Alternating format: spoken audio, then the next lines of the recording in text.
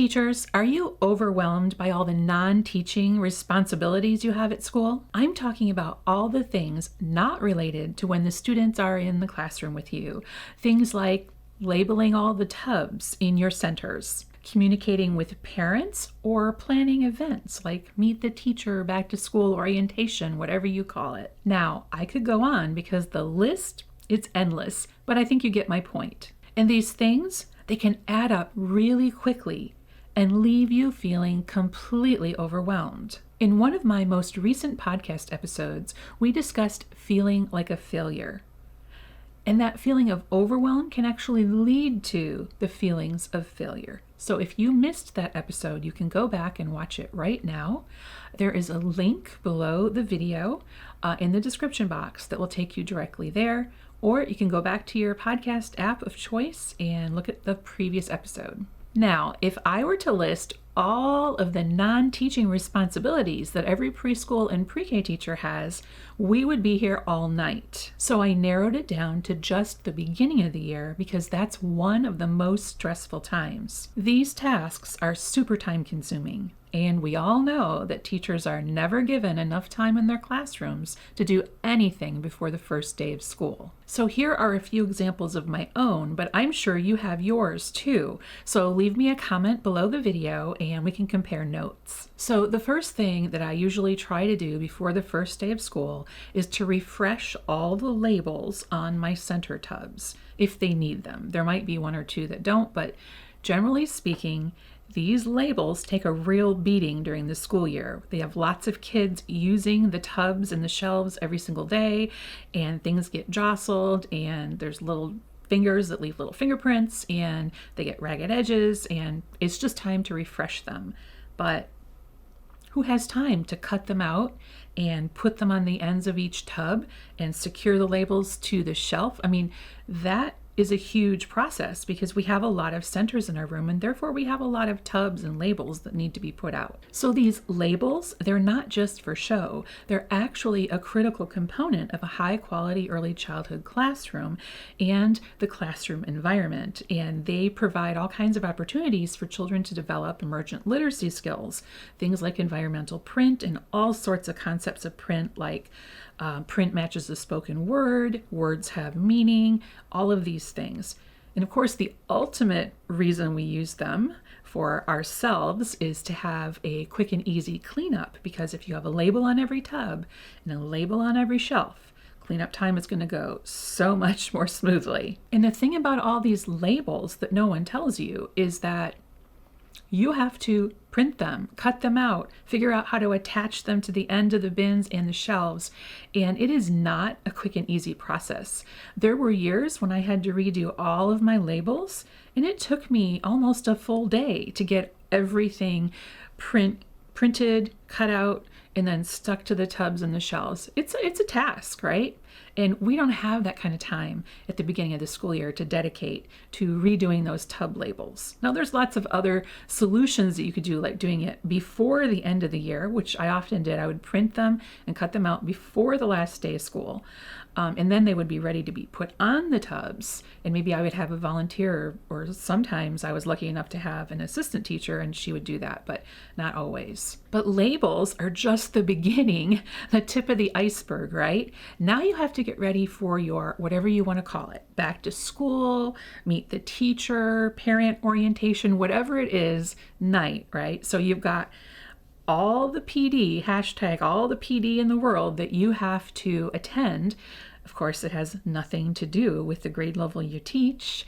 You have to do that before the first day of school, so the week prior, and you get 0 time in your classroom, and now you have to plan an event. I don't know about you, but I must have missed the party planning class in college. I mean, who has the time to actually plan and set up and execute this elaborate event? And it's super important because if you don't start the year off on the right foot with the parents of your students, you're doomed for the whole year. So this is critical. And they usually jam it in the last night of the full week of PD. So I have been in situations where I'm presenting to a school district and all of a sudden a bunch of teachers get up in the back and they leave. And I'm usually like, "Ooh, did I say something?" And usually the principal or whoever is there will come over and say, "No, they have their meet the teacher event today at 4 o'clock. And so they had to leave at 3 because they have to go get changed." And I'm like, oh my gosh, they just sat through an entire day with me. And all they could think about was this event that's happening in a few hours. And so they weren't going to get anything out of that training. So I was just really checking a box for their school district, right? Because it's critical that you start your year off with all the information and the answers that your parents need.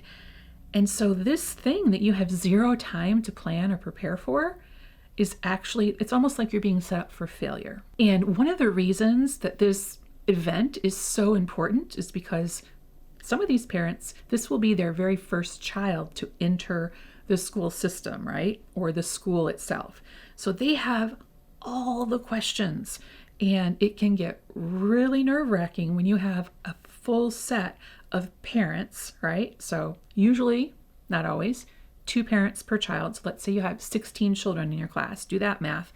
That's the number of adults. But depending on where you work, you might have grandma, grandpa, aunts, uncles.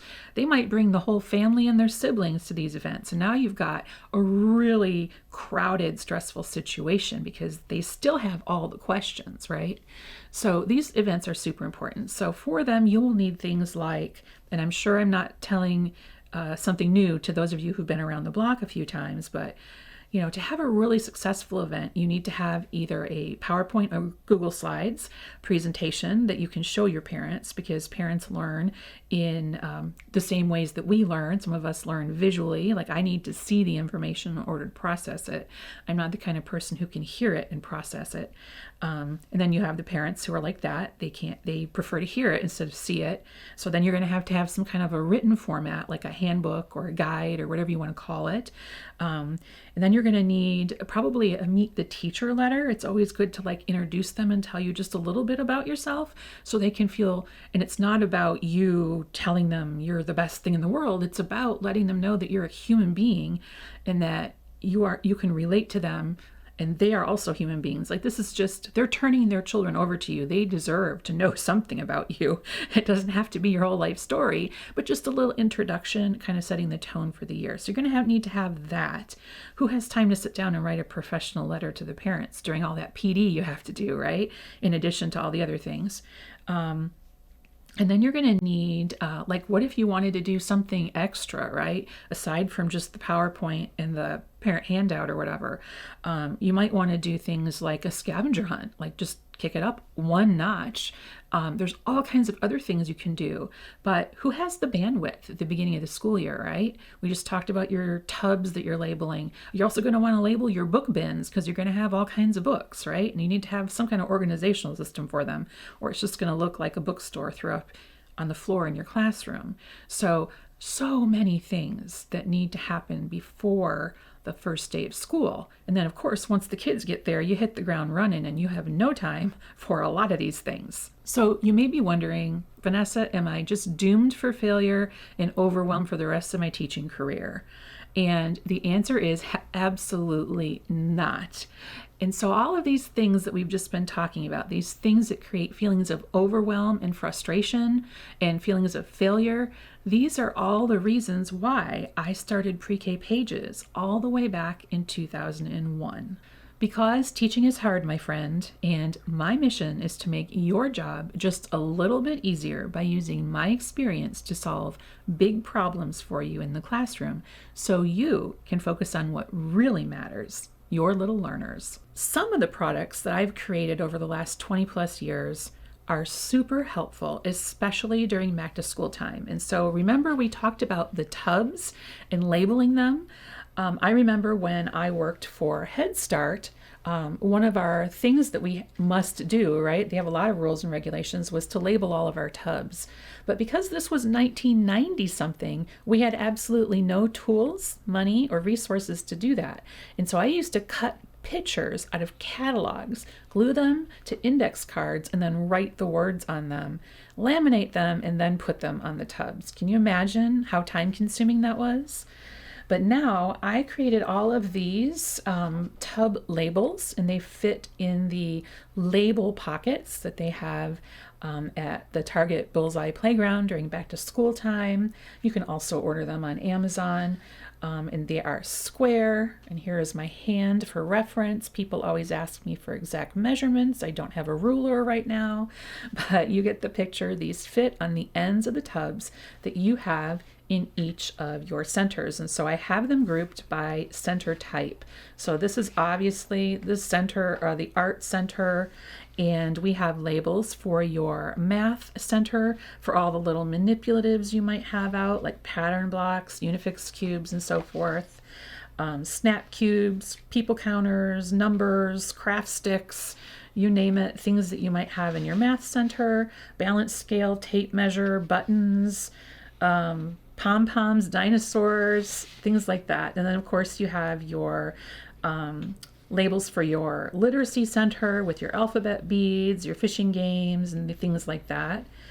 And your block center, all kinds of things for your block center, like sticks, rocks, tree slices, tubes, cups, leaves, and I am just highlighting a very, very few of them here. Your writing center or / art center, depending on where you want to put them.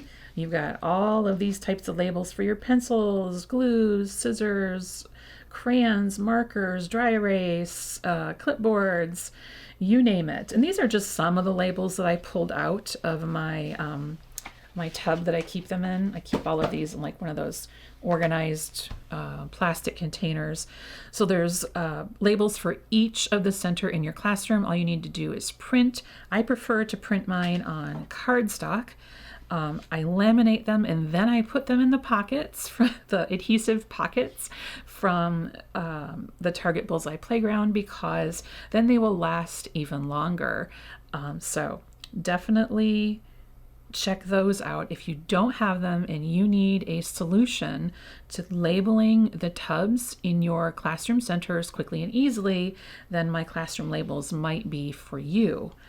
And then I don't remember if I mentioned or not, the book tub labels. So you're going to need labels to go on your tubs of books in your classroom library, or you can use them for the books that you store for your teacher read-alouds, right? So there are a ton of different labels. I can't even remember how many there are. These are just some that I had laying around, because you know how when you print things, you can decide how many copies of it you want printed, right? And I forgot when I printed these, I forgot that I had set it to like 3 for something I had previously printed, and so it printed 3 sets. You guys, I have all these extra labels laying around, as well as all the labels that are currently labeling my book bins. But these are just some. There are tons of different themes, and these book tub labels all have real photographs. I used to have a set that had like cartoon pictures, but I switched to these, and I like these a lot better. So if you need help labeling all your tubs, or for your read-alouds, or even your classroom bins of books in your classroom library, then go ahead and check these out. They're going to be a huge time saver, and there's something that is also going to save you time when it comes to making your lesson plans, because now you can go and just find the books quickly and easily that you're going to need to read aloud the next school. Okay, so remember that meet the teacher, like letter, note, whatever, that you're going to need for your back to school open house event. I have several versions of that for you. Now this is a blank template, but inside of each of the PDFs, there is an example for you, because you're not me, so you can't actually use what I say about me, because you're not me, and your picture goes here, and there's your birthday and your favorites and your contact info. All of that is going to be specific to you. So this is just the blank one I'm showing on the screen. There is an example for you inside the finished product. This is the one I came out with last year, and it's like the rainbow theme, and it kind of has a soft muted colors, kind of a skin tone type of a feel to it. But I'm assuming most everybody is going to use the black and white version because I don't know anybody who has, the ink fairy that comes to them. Although I do use, of course, instant ink, but there's this version, and then there's another version with apples in my teacher success bundle, I think that is. And of course, there is a link to these in the description box below the video, or you can go to my website, prekpages.com, and type in Meet the Teacher Note in the search box there. And these are editable, of course. There's a field for you to type in your own text and a place for you to add your picture and your info and all of this good stuff on your own. And this one is also, the one with the rainbow, is also available in Spanish. So if you teach in Spanish and your parents of your students speak Spanish, then this one is for you. So remember when I was talking about, like, if you wanted to do anything extra at your Meet the Teacher or back to school night or whatever, like a scavenger hunt, who has time to create something like that from scratch, in addition to all of the other things you have going on at back to school time? I printed this one in color and black and white, but I'm going to assume most teachers out there are going to use the black and white version. And it's already done for you, and it uses the very common basics of every early childhood classroom, right? So in my case, I prefer to have them at least be familiar with the different parts of the bathroom. So there's a toilet, a sink, and the soap dispenser. And so I'm hoping their parent, obviously, will take them into the bathroom and show them where these things are so that it's not like a complete surprise on the first day. There's a little box they can check, or they can get a stamp or whatever, however you decide to do that. There's the classroom library, the art easel, the playground, the block center, the housekeeping center, and the cubbies. I figure these are like the highlights of all the different areas of the classroom. Of course, if you wanted one more elaborate, you could certainly do that on your own. But these are the basics. I don't want to have too much on my scavenger hunt because then it's going to take them too long to complete it. I like to use this just so that the parents can get out of the classroom so you don't have huge crowds in a small space. And in Texas, it was back to school time, which meant August, which meant super, super, super hot. And the school district turned off the air at 5 p.m. So we were in a building with no air conditioning at night, and it was very unpleasant, especially with all those people. So there is that you can explore, and I believe this is in my parent communication bundle. But it's quick and easy to add something like this to your Meet the Teacher event when it's already done for you. So simply all you have to do is print it and go, right? And hand it out on the night of your event. So that brings me to the two most important things that you'll need, aside from the extras like the Meet the Teacher letter or the scavenger hunt. On your back to school night, you're going to need some form of either a handbook or a guide or whatever you're going to use to have the information written down about how going to preschool or pre-K works, right? You're going to need to have things in there like what time school starts, what time school ends. If this is their first child and they don't have other kids at the school, you could be there till 5 p.m. It happened to me a lot of times. So I finally figured out that it was in my best interest to state the obvious, what time school starts and what time school ends. Then also you're going to want to tell them about, drop-off procedures, pickup routines. Picking up after school is a huge deal. It can cause tons of traffic backups. I've talked about that before in other episodes.